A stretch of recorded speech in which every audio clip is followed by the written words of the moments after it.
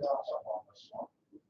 I'd like to commend the applicants on their sensitive proposals towards the building in the conservation area, notably the foam glass floor insulation and lime and hemp plasters, etc., which should provide excellent energy efficiency and insulation while protecting and enhancing the building fabric, and also the use of photovoltaic slates.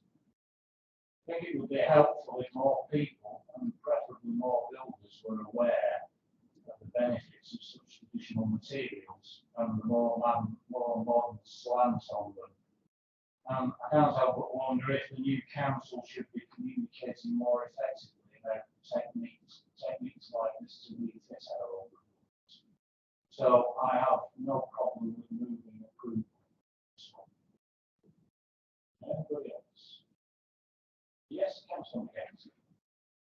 Thank you, Chair. Yeah, it sounds a perfectly reasonable application. The applicant has obviously given a lot of thought to it, and I would echo your words about the construction, and I would be happy to second it. Thank you. Anybody else wishing to speak? I see no hands. Moved, seconded, we'll go to the vote.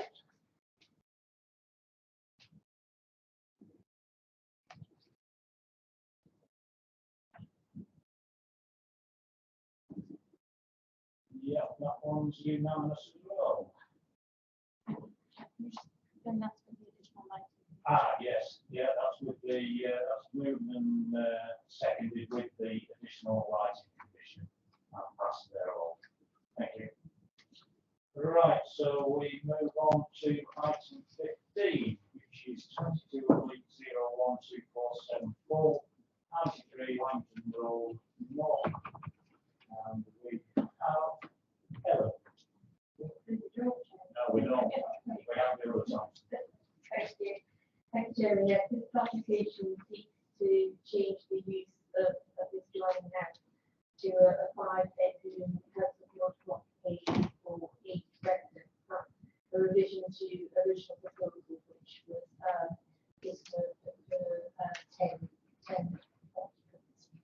I can understand it. I think there are 4 people currently living in the property. I think about it more, but I think there are also some reports of 5 people living in the property today.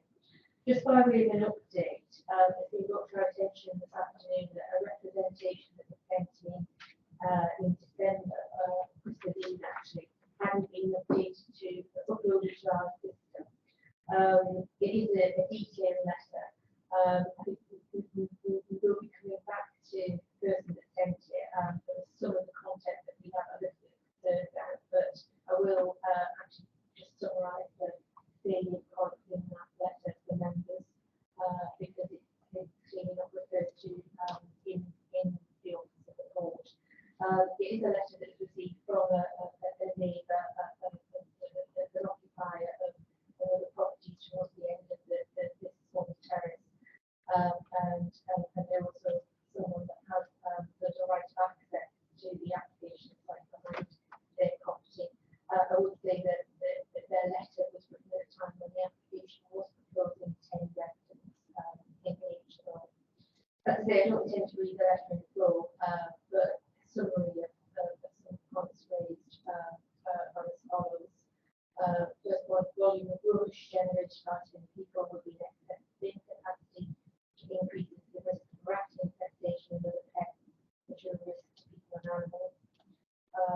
The letter also raises objections about the ethics of potential living arrangements, a lack of private space, and concerns over potential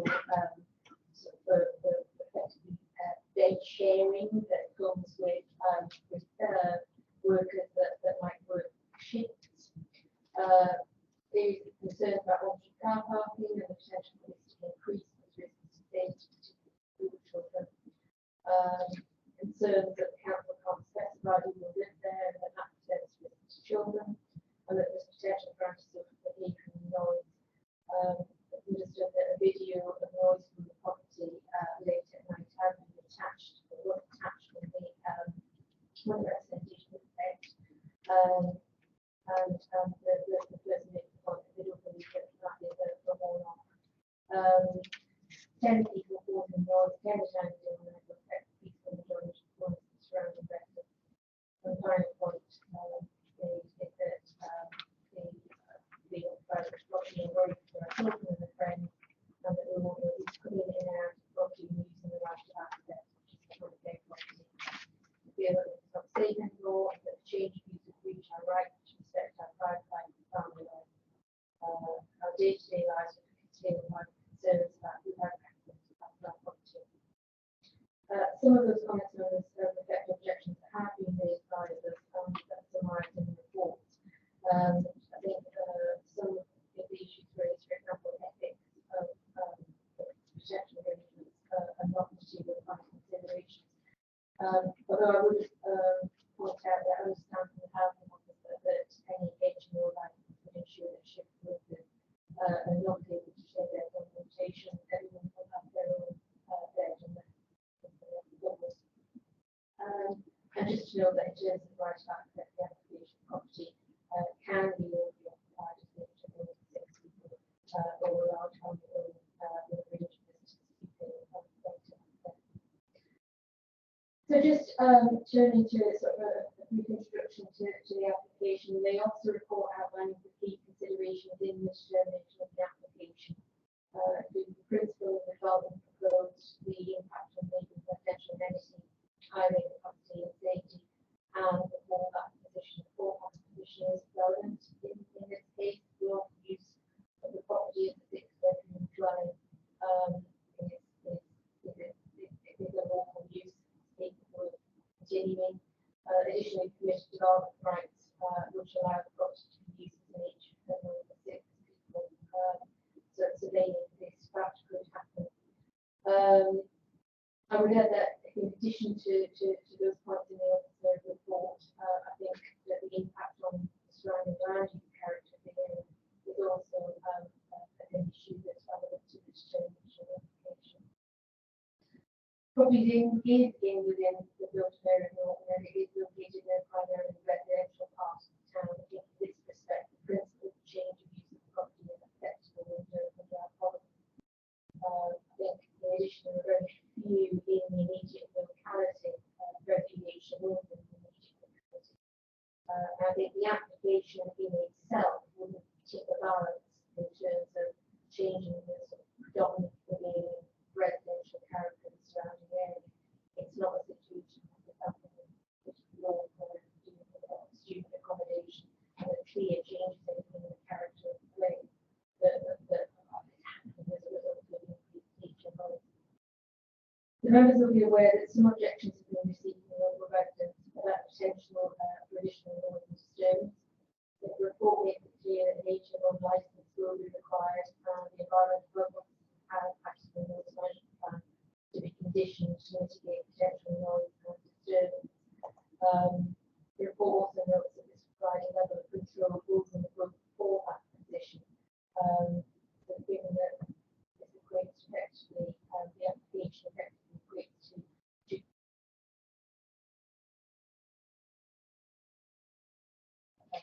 HMO and PD, the ability to condition noise mitigation plan, management plan. It is a sort of benefit of the scheme. Really. I think the HMO license would also include conditions to require reasonable steps to be taken to prevent and reduce any antisocial behaviour or potential antisocial behaviour, I should say. I think it's clear in the report that after initially not objecting to the application, the local highway authority has provided its position and is now objecting to the application. There are no on-site parking facilities and any parking associated with the use is likely to result in additional vehicles being parked on the highway. This is an area which does congestion with peak hours, particularly in and at school pickup and drop-off times, and on-street parking reduces the road in this area to effectively do one-way roadways. So while there are no parking restrictions immediately to the front of the property, there are a range of restrictions on this part of Langton Road, and close proximity to the primary school, which reduce available on-street parking. The highway authority is concerned that the proposal will add to this issue, which would be to the detriment of the free flow traffic and highway safety. So significantly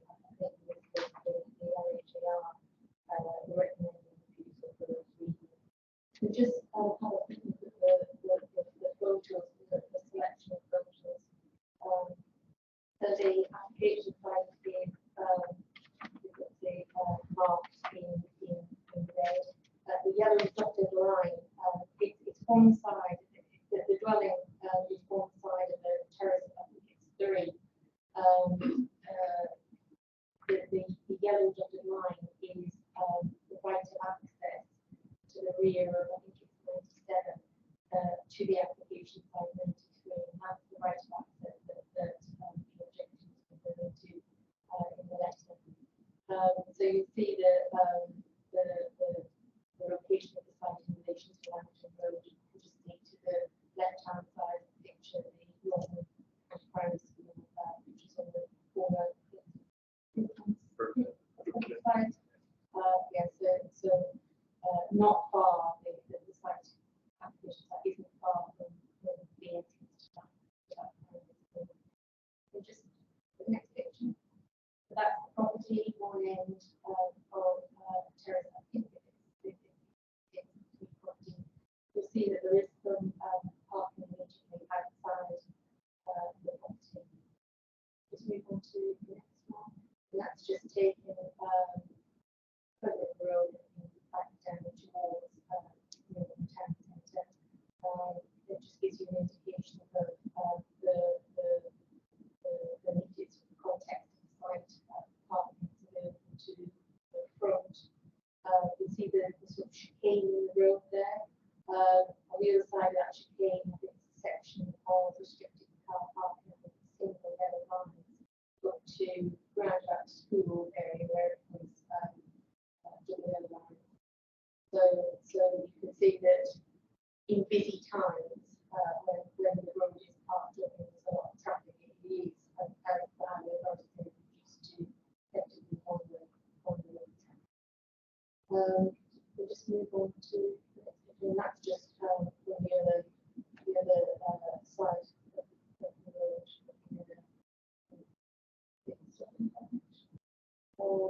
Out of water. Yes. You can see the property there, and the other two properties within the terrace. I think those would be immediate within the terrace.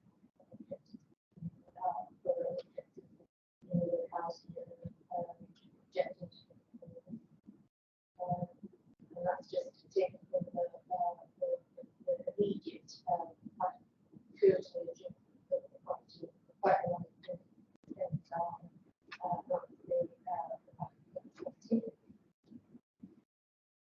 that's just looking at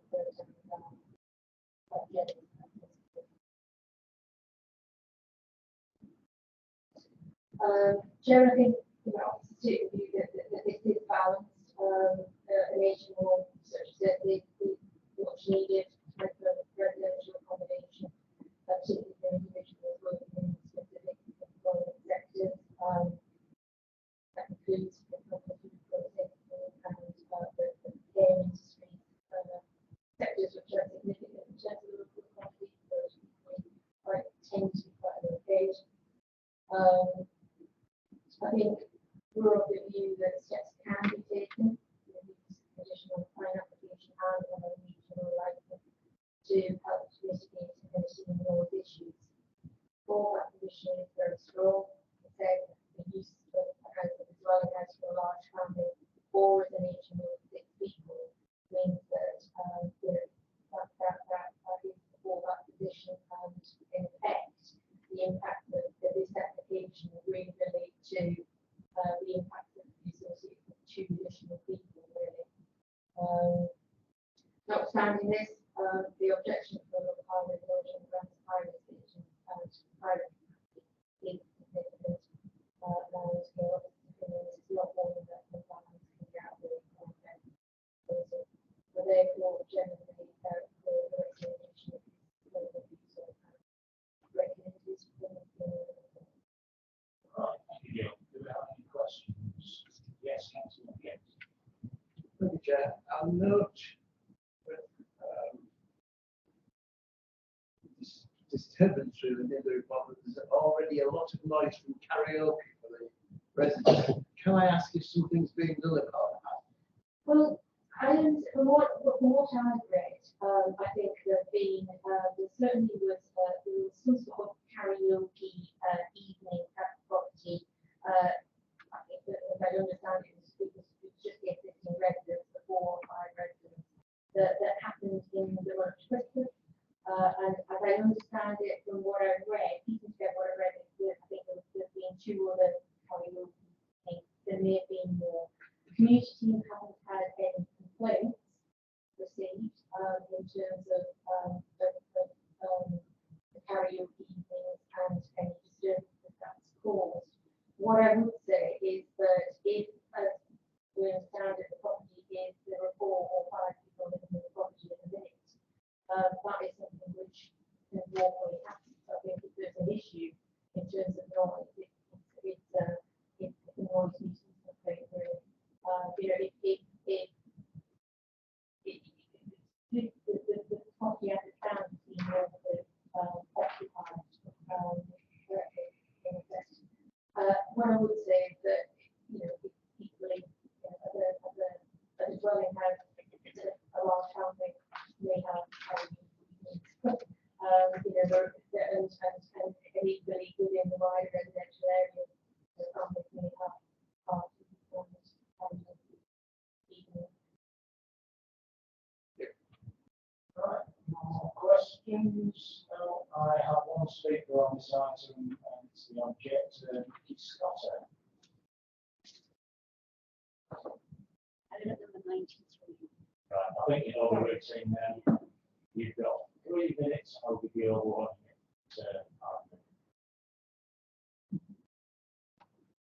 I'll read out what I've written. My name is Nikki Scott, and I live in number 95. And so I'm not permitted to review the consent that will be published.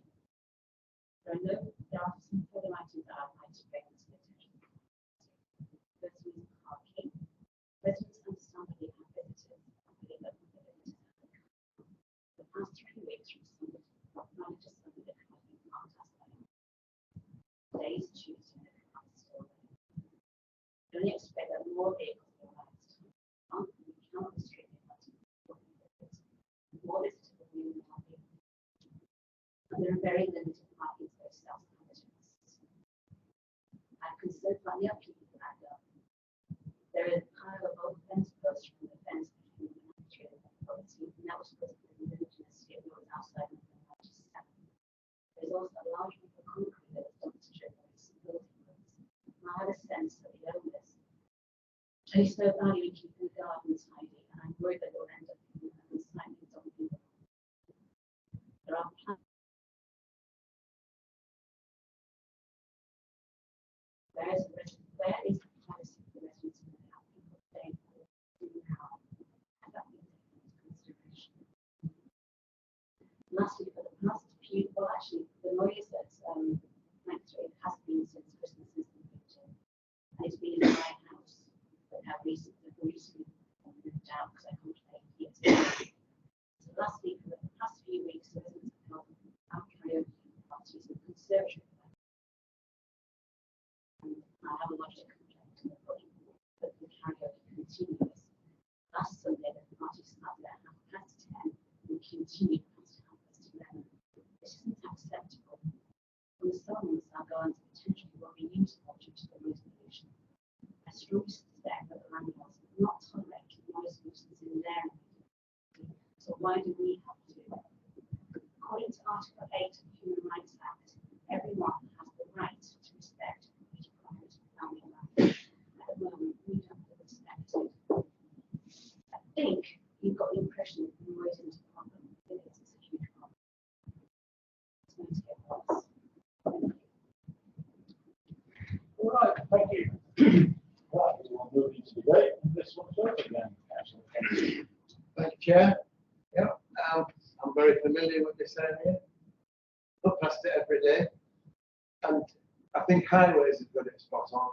Driving up and down Mountain Road now has become an absolute nightmare. It's a single, it is virtually with build out and parking, it's just a one-way system now. And you can be stuck somewhere for a long, long stretch when anything's coming the other way.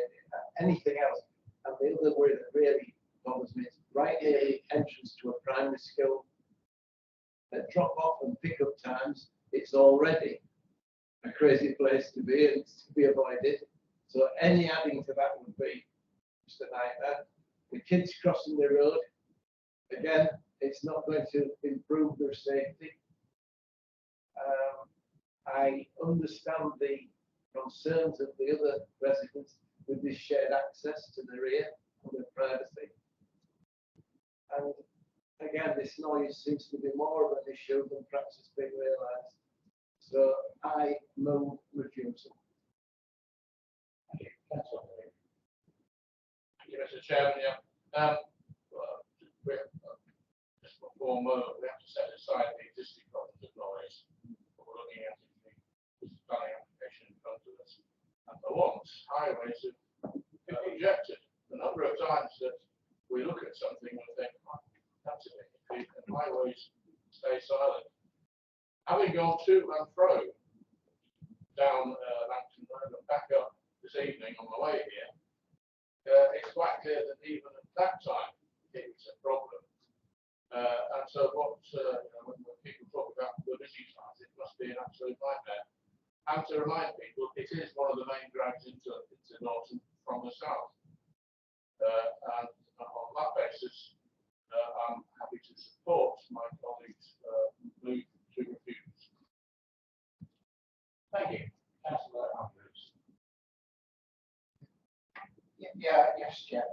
I entirely agree with what's been said so far. But I'm also a bit concerned that we're sort of brushing aside the problems created by houses in multiple occupation.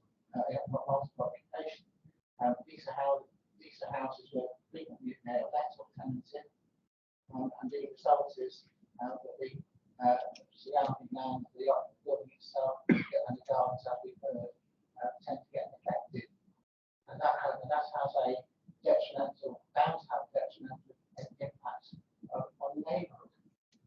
So I really sympathise with the residents' concerns. I really do think if planning permission is required for houses in multiple occupation, then we really ought to give some thought as to where's the best place to put them. And in my view, this is not the best place to put it. And I would end up by saying, yes, I'm so surprised that highways in this case have recommended refusal. I think it's about the first time I've ever seen them recommend refusal in about 30 years. Thank you, Chair. Thanks, Chair. The key point this main was concerns that the occupants were long-term contracts that cover food and don't vehicles. Well, that's fine if that's what's in there now, but that if you give permission, they're not in the situation going forward. And as their highways can't get it right, obviously, you can't allow all that parking to take place in their roads. And we don't know what the future holds, but obviously it's not for us to speculate, but it is a consideration going forward that we can't rely on them not having vehicles now, and that might not be the case going forward. So the highways officers are quite correct to suggest it's reviewed. We suppose in the recommendations. No, I'd just like to say that I appreciate there's a clear need for HMOs and local housing. It's just a pity that this one doesn't work. The other comment I want to make is that I just despair at the chaos outside, I think, every school, probably every school throughout the country, by people who insist on driving their children to school because it's unsafe for them otherwise, and then probably about 20% of all that traffic is those people who are creating that danger. But it's probably worth pointing out that this house can still be legitimately used as an HMO for up to 6 people anyway. But so saying, it's been moved and seconded for refusal, so we'll go to the vote.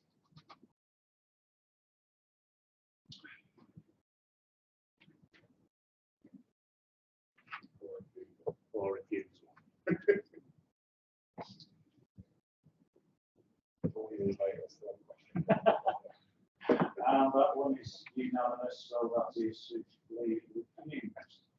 Okay, on to item 16, 22 of Leak 01306, Hall, Warren House Farm, Ganton Hill, and this is Kevin again.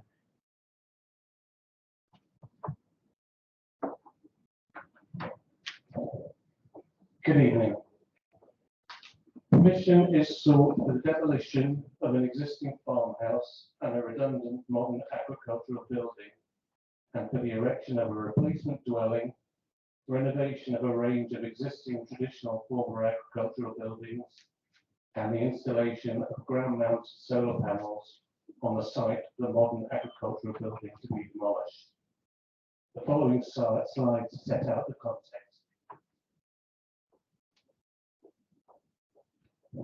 This slide shows the position of the site and how remote it is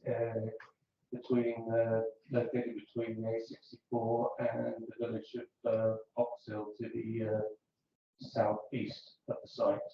Next, please. This is the applicant's location plan showing the long access road into the site, a band of trees which surround it, and the long access road connects it to the nearest rural road. Next, please. This aerial view again gives a good idea of the thick tree band which goes all the way around the site apart from a small gap towards the south. Next, please. This shows the site layout for the existing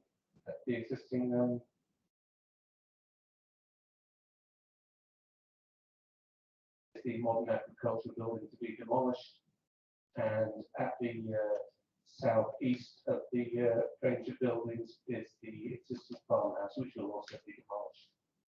Next, please.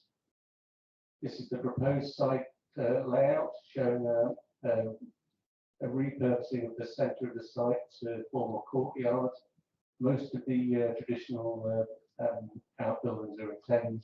The new building is shown to the south of the site. Next, please. These are some elevations. As you can see, it's a substantial Georgian farmhouse, traditional in style. The design aimed at being sympathetic to the traditional farm outbuildings that will be retained. Next, please.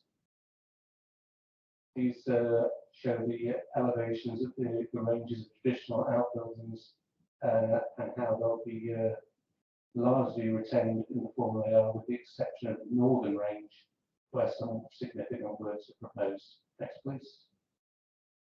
Again, this just shows the site from another elevation. Next, please. This is a long shot into the site down the access track, showing the ring of trees around the back of the buildings. Next, please. This shot gives the members an idea of the views, long-range views to the south through the gap of the trees, which is at the south of the site. Next, please. This is part of the northern range of traditional buildings. This will be retained and repaired as necessary. Next, please. This pole building is an unsympathetic addition to the outbuildings. It's proposed this to be demolished and replaced with a more sympathetic building with brick pillar arches. Next, please. This is the eastern range, which will be about 2/3 of which will be retained. Next, please. This is the existing farmhouse, which is proposed for demolition. It is noted as a building of some charm, but its internal layout, the receptions are actually, despite its external appearance, are very modest in size. And due to this sloping nature of the site, the floors are broken up into several levels, which is why the applicant has decided to proceed with a demolition and a rebuild in a sympathetic style. Next, please. This is another shot of the views to the south. Next, please. This is taken from the south looking towards the existing complex, and it gives an idea of how the existing outbuildings and the current house relate. Next, please. This is the western range. This will be largely retained as it is, without just some minor alterations. Next, please.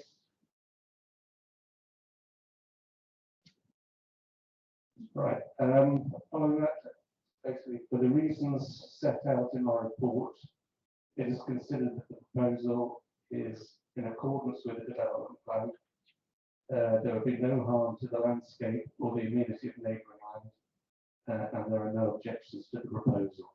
And as such, it's recommended for approval. Any questions? I'm seeing no questions. Right, we have a speaker on this, which is the agent, William Coulson. You've probably got the idea by now of what to do. You've got 3 minutes, and I'll give you a warning after. This project started more than 18 months ago with my clients wanting a comfortable long-term retirement home close to family, friends, their community and ongoing commitments. The building surveyor brought in to resolve damp and heat loss issues and energy inefficiency. Advised that the current house has an EPC E rating, which means it cannot be re-let without substantial works to its fabric. It has a poor internal layout with small rooms, lots of steps everywhere, and low ceiling heights upstairs. And even I hit my head, and my client's 6'5". You cannot clad over the external old brickwork, which is delightful, and internal alterations prove physically impossible. Legally, we could be granted an exemption, but how does that help climate change? With COP26 and 27 in the news, and then the Ukraine war, we seriously examined how to reduce energy costs and emissions and make this almost off-grid property self-reliant. Replacing the house and removing the modern outbuildings provided space to locate ground-mounted solar PV array with other equipment sited within the retained and restored traditional agricultural buildings. The protected historic tree belt will also be retained, and new landscape features and planting will screen and enhance the ecology and sustainable drainage systems of the site. The new replacement house has been designed to be a long-term, comfortable home, aiming to achieve an EPC A rating, which exceeds current building regs. Whilst we acknowledge there's a place for modern grand designs, this well-screened location within the Yorkshire Wolds will equally be enhanced by this new traditionally designed, energy-efficient, accessible home, built using quality local materials compatible with the attractive traditional buildings on the site. So despite the new house externally visually looking traditional, it will be an exemplar lifetime home that will generally meet building for life.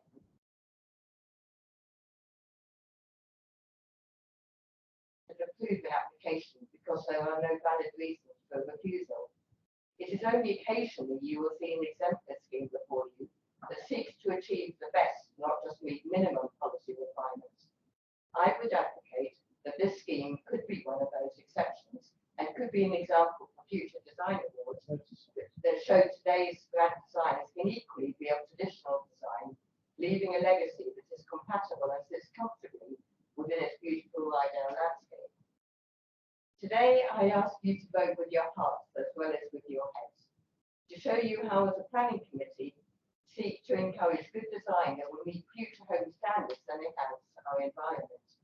Please approve this application as a lasting legacy of Rydal Council's high standards and a signal to the new North Yorkshire Council of what you can and will continue to achieve under the new regime.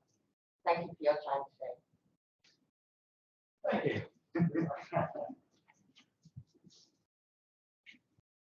Right. Does somebody want to kick us off with this one? Yes, Councillor Cleary. You always do seem to look towards me in the absence of somebody else. As before, I'm going to kick off my presentation by supporting and moving approval, and I'll tell you why. It's very nice to see the ability of somebody to actually start with a blank sheet of paper rather than tapping around trying to improve something that isn't really improvable.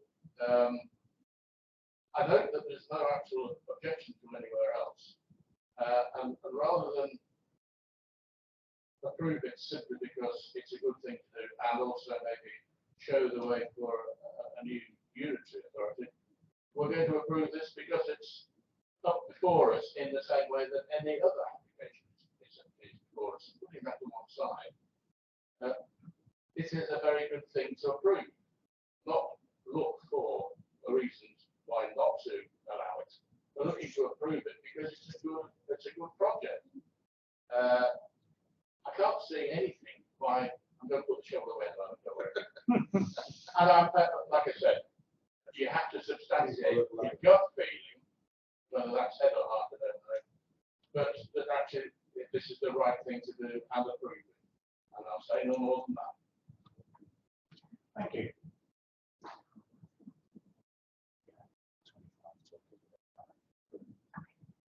Councillor Beckley. I just think you've just successfully auditioned for just a minute.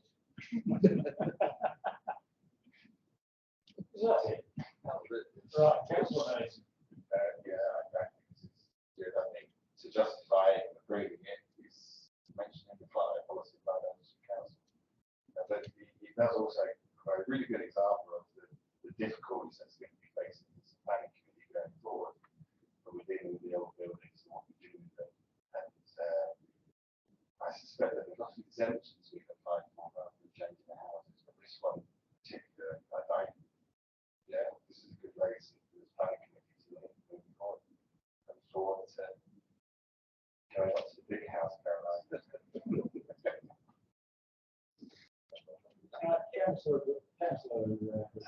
Happy to support this, and I have to say, my colleagues have touched me. If you live in an old house, sometimes it's exceedingly difficult to actually address some of the problems that come from living in an old house. And financially, it can be better to knock it out and start again than actually to try and stay in it. Now, I'm not suggesting that we do that without having to build it, let me tell you. However, my home is probably not very good, I have to say. I'm actually what's not that, but I'm happy to support this. What's up that? I'll take a second here. Need a second. Do I have a second? Yes, Councillor Mason. Right, yeah, I mean, it's nice to get into flattery, but that doesn't wash when it's the committee because we make the decision on the evidence. But yes, it's pleasing to see the energy efficiency credentials of this, albeit it's generally not good to knock a house down just to rebuild it, but it depends how bad the house is. But that said, we've got a proposal and a seconder, so we'll see.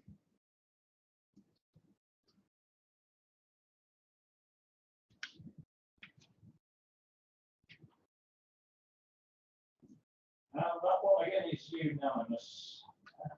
All right, we move to item 17, 22, release 013274, wind turbine. Let's help us all.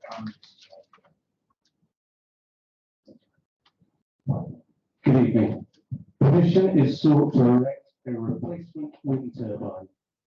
The principal difference from the old turbine is an increase to the rotor radius from 9.6 metres to 14.5 metres. However, the tip height will be broadly the same as the existing turbine. The parish has objected as they consider that the proposal would have a harmfully increased impact on the landscape in comparison to the existing situation. The following slides will give you some context.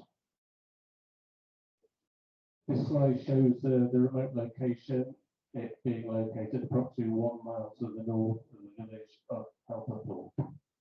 Next, please. This is an aerial, again showing the remoteness of the site. Next, please. A little bit closer.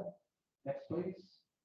And there you get a better idea of the position of the site. You can just see the shadow cast by the wind turbine. Next, please. This is the track built to provide access for the construction of the wind turbine. You can see the turbine in the background. Next, please. Again, further into the site, farm buildings on the turbine. Next, please. This shows the existing turbine, and in the background you can see another turbine which has been repowered a similar application about a couple of years ago. Next, please. Self-explanatory. Next. These next few slides just show a panoramic view around the site, so members can get an appreciation of the location. Next. Next. Next. Coming back to the farm buildings. Next. Again, that's the farm buildings from the other end. Next. Next. Next. Next. And just a close-up showing the base of the turbine. The proposed turbine will be built within the swept part of the existing turbine, just a couple of meters away from the base of that one. Notwithstanding the objections of the parish, it is considered that the increased impact on the landscape caused by the proposal would be very minor and outweighed by the greatly increased green energy generation. For the reasons set out in our report, it is considered that the proposal is in accordance with the development plan. There will be no significant harm to the landscape or to the amenity of neighbouring land, and as such is recommended for approval. Right, thank you. Any questions? Yes, councillor. Do we have a guarantee? There will be a condition, if approved, that that the new wind farm will be brought into use until the existing wind turbine has been decommissioned and moved from the site. The slab will be retained. Right, okay, we have one speaker on this, and it's the applicant, Mr. Robert Stubbings.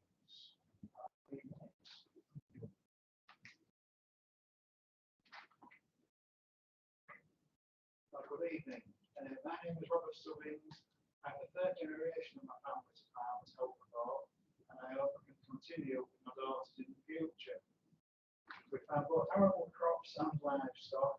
Our electricity price has risen as our current fixed price contract ended on November the 4th, 2022, and rose from 18.4 pence per kilowatt to £1.02 per kilowatt for electricity at its highest. This price includes government support. Business users have received a much lower level of financial support with energy prices than domestic users, and this has caused a tremendous increase to our cost of production, as it has to all businesses during this energy crisis. We're very fortunate to have a wind turbine already on the farm, and have only had to revert to these prices during times of no wind production. Now, our current turbine has performed very well since it started production in 2013. And has produced 1,670,000 kilowatt hours of electricity and has saved an emission of 32,000 kilograms of CO2 being released by the same amount of power if this had been produced from fossil fuel in this time. It was manufactured. We proposed to take down this turbine and replace it with one manufactured by Vestas, by the second largest wind turbine producer in the world. A big advantage of this type of turbine is the way in which the blades can be pitched into the wind, giving higher production in low wind speeds. Before a planning application was submitted for our original wind turbine in 2012, an on-farm consultation event was held on the 22nd of February 2012. This was attended by more than 20 local residents, and we were able to explain the planned turbine type and location. We did not have a single letter of objection, but received several letters of support for our original application. Unfortunately, our local parish council objected to our original application as it has to this change. As far as I'm aware, it has not supported a single wind application, with a very different stance to neighbouring parishes such as Wakefield and Sherburn, which seem to take a much more supportive view to clean energy. And we would like to increase the amount of clean energy produced by wind on our family farm, which seems was a productive site to see how we have reduced our fossil fuel emissions, helping to combat climate change and increase energy security caused by the Russian-Ukraine war. law which has had such a profound impact on the UK world economy. Thank you for listening. Thank you. Again, we don't have a local member. Does anybody want to kick us off on this one? Yes, Councillor Rhodes. So this is good. Because I got engaged with this council back in 2014. Most of the discussion was about fossil fuels and fracking. Let's get fossil fuels out of the ground. And that's what's got me here now, sitting here as a councillor by engaging with that campaign. So tonight we've had the House, a great example of climate change measures and construction. We've had an example of flexibility into the grid. So, and this is another example of how we've shifted as a society into tackling fossil fuels. I wholeheartedly support this application because personally I actually think that national policy needs to be revised critically to get more offshore wind going. It is the cheapest form of energy and it will help us provide energy security. So I will support this application proposal. Thank you. Yes, Councillor McKenzie. Thank you, Chair. Absolutely agree. We ought to be looking at this type of energy and we should be revising what we're thinking about on land wind farms. So I will be happy to second that. Thank you. Anybody else? No? I did hear something on the radio this morning about wind farms. I didn't catch the full thing, but it sounded like the government was fiddling around with the wording instead of changing the policy, which isn't pleasing. I can't help but wonder when the price has gone up to £1 and something, what was it, a unit? I wonder how much they're paying for what is put back into the grid. I wonder if that's peanuts. Yes, I thought it would be. Yeah, I mean, the original reason for refusal by this committee, which was quite a long time ago, clearly wasn't shared by the inspector because he overturned the decision. And we don't have any valid reason to refuse it either, because it's merely replacing one turbine with a similarly sized but far more efficient replacement. And I really can't help but wonder those people who are objecting and how they expect their homes and their industries to be powered affordably and without recourse to mercenary regimes and worsening climate change effects, and the cost. And we're not talking about in the great future, we're talking about the here and now. So, right, it's been moved. You want to say that? Yeah. There's a lot of talk about cost of renewables, cost of generation, which is cheap. I do think we need to make sure, if we can as a council, to lobby for the change in how it's sold. Because the way our renewables are tied to gas prices has caused this cost of living crisis. And we need to look at that, and the government needs to look at that, because we are getting much cheaper electricity generated from renewables that needs to be passed on to customers. Yeah. Councillor Wood. I am going to make a comment. I wasn't, but I am. And it's no fault of the applicant. But you know, when wind turbines were first brought in and we were looking at the green footprint, the carbon footprint of these things, we were told that it takes 17 years to get the carbon footprint of these to produce green energy. Now clearly we haven't got 17 years out of this turbine, and that's no detriment to anybody. But you know, we sit here and we say about green energy, and I'm all for green energy, but let's not forget that all that concrete went in the ground. That thing was produced. It hasn't done what it's supposed to do, because the energy it's produced hasn't been green, because it's still paying back its carbon footprint. Yeah, right. Okay, well, it's been moved and it was seconded, so we'll go to the vote.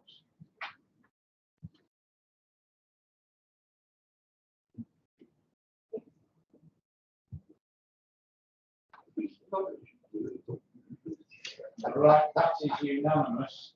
We've now just passed the cut-off time, but we've only got one item left So we need to go to a vote to continue. So, I know, we don't know if we do, but let's crack on. Let's crack on. Let's just crack on. yeah, Okay. yes, I'll take that by general acclamation. Keep going. Goals already going. Okay, item 18, which is 22/013374, Longmore Gate Farm, Rillington. And we have. I'll begin to you again, right? Thank you, Jeremy. The application for in effect the general purpose agricultural building is relatively small building to the North of Wellington. The application is retrospective. It was built after we agreed that it was committed development. We had asked for the prior approval to control the external appearance of the building, but that process unfortunately wasn't correctly followed, which means that planning permission is required for the building. Chairman, I have discussed this matter with the agent, and I do believe that this was a result of an unfortunate and genuine misunderstanding of the process, and that it can't be not a deliberate attempt to planning control. The applicant has very quickly sought to rectify the situation with the submission of this application. So it means that the application does operate as a small agricultural business. Some of the land is used for grazing horses and geodes. Whilst this is not agriculture, it is understood that he's used the land for grazing sheep and for grass and hay production. As an update to the officer report, it's noted that following discussion with the agent, the applicant is not currently actively farming the site to any significant extent. Its intention to farm the land in the manner outlined in the officer's report following completion of the building, which permission is sought. So that includes hay production, some grain barley production, and the reinstatement of the small flock of sheep. And just to be clear, it's not the intention to house any livestock in the building. The members will be aware from the report that Parish Council has objected to the application as raised some concerns which are outlined in the report and in a further letter in the late pages. There does appear to be some concern relating to the applicant's intentions for the site, particularly concerns that the intentions may be an equestrian or ultimately a sort of a livery use. Chairman, I just point out that, that it is important that the application is considered on the basis of what is being applied for. Any use of the site for commercial, equestrian or livery use, or for operational development associated with private keeping of horses would require planning permission, and therefore would be subject to planning control. We have to see the application for its influence and its value. Just as a further update to the report, the local highway authority has confirmed that there is no objection to the application and they can be detrimental to highway safety and for traffic. I think there's just a couple of two or three photos. So that's just a red outline of the site. I think it's between sort of 7.5 and 8 hectares, and the little red rectangular building that's shown in there is sort of the general location of the new building. So you just get an impression of where the site is in relation to Burlington itself, which is just in the right-hand corner of the picture. Just move on to the next one. So this is taken from the overall building to look directly into the access to the site of that building that you can see there. So traditional sort of agricultural block and boarded agricultural building. And it sits sort of in the middle of the applicant's building. Just move on to the next picture. And that's just a picture of the shot of the building being interior. Move on to the next picture. It's just taken from the other side.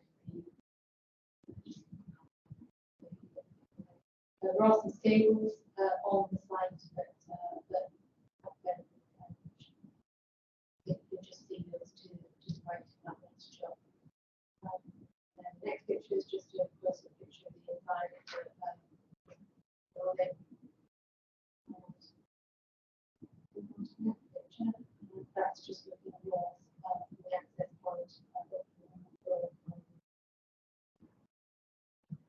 And that's, opposite to that, that's what the south back towards.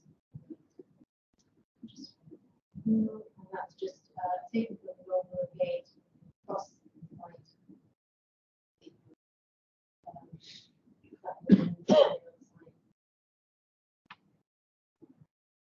Chairman, the building is considered to be in the appropriate scale and design, which is a common with many agricultural buildings within the landscape, not fitted out of character, with the surrounding landscape character.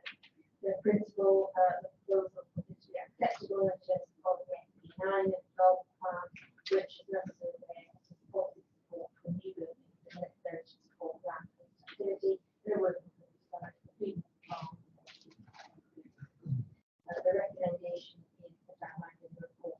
What I would say, Chairman, is I think the report, or certainly any members online to approve it, we've got to put an informative on a decision notice just to make it clear that a planning application would be required if in future the applicant wishes to use the building to advertise them. Thank you. All right, thank you, Jill. Any questions? Yes, Councillor Beck. I'm just slightly perplexed because I don't know the law surrounding agricultural land, whether or not this small field, sort of parcel of land, is registered agricultural land. Michael, you might have more of an insight into this. Because it's a field, doesn't classify it as a farm. No, that's right, but I understand that if there was a home, then agricultural. Okay. Right. I do have a question actually, but I don't really want to answer it.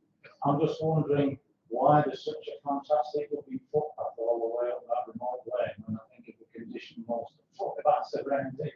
But anyway, I think that's it for questions. Is it? Yeah, we have one speaker on this, a very patient Mr. Ashley Lyne, who's unfortunately sat here until the end. So we have 3 minutes. Sorry, yes, just to, there is a CPH and the which is in there. In short, because it's getting up, the proposal is a result of the applicant not following our approval process.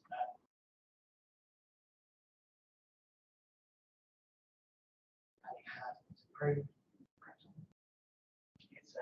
It has solved so many of these issues. In short, it is a simple building for a simple purpose. An agricultural building for agricultural purposes. It conforms with all the relevant policies. And genuinely, all he wants to do is crack on with his life, to be quite frank.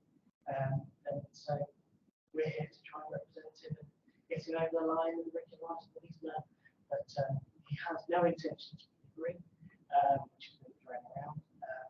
And there's no other activities down there that contribute to the agricultural status. So we can park those to the side and he wants to move forward as an agricultural business. Thank you very much. All right, thank you. Thank you. Right. We don't have a local member who wants to kick off. Councillor Cleary.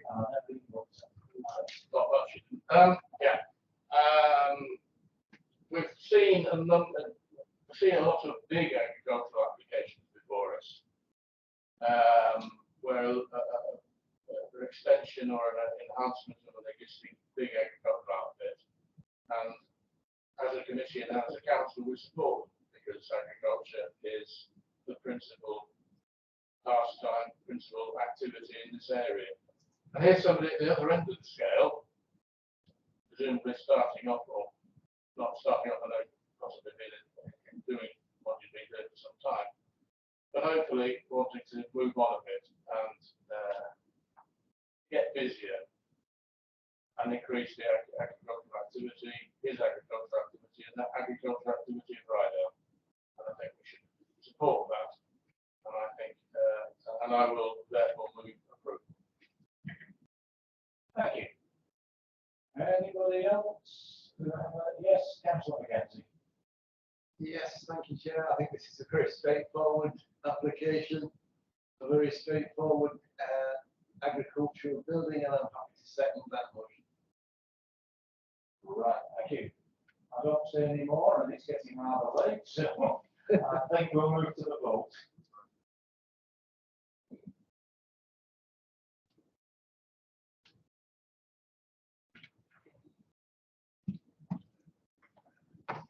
That's another unanimous one. Terrible break out of unanimity. All right. Any other business? We need to decide. We need to decide on a date. Well, I'll just go to the list of applications returned on the delegated powers. Has anybody got any comments on those? Page 566. No, everything was approved. So that brings us to the date for a site visit to Kirby Moorside.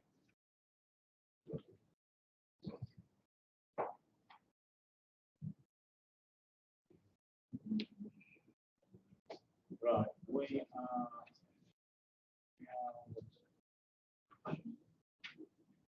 Yeah, Tuesday, that's good because I can't do the stuff.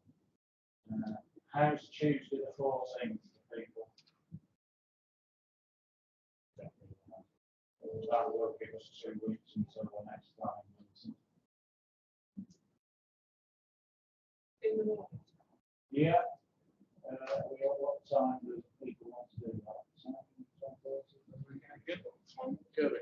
Kirby Moorside. Early as possible. Oh, it's 10 o'clock. Yeah. I think that sounds all right. Everybody, yeah, 10 o'clock, Tuesday the 14th. Kirby Moorside. Right, I think that completes the business for tonight, so thank you for your patience. Chairman, was there a possibility of another preemptive site visit? Yes, I'll pass over to you for that. I think rather than sort of raise expectations that, some applications that we've got will be at the next meeting. And the application referred to is an application for controlling. Not so No, this is an investigation that we have. There are still some outstanding issues. I am trying hard to get it to our but what I would say is that you get it on the agenda. I'll make it clear to members that the site is very visible from the public highway. Very member wanted to have a look at the site and familiarise themselves with the surrounding context before it was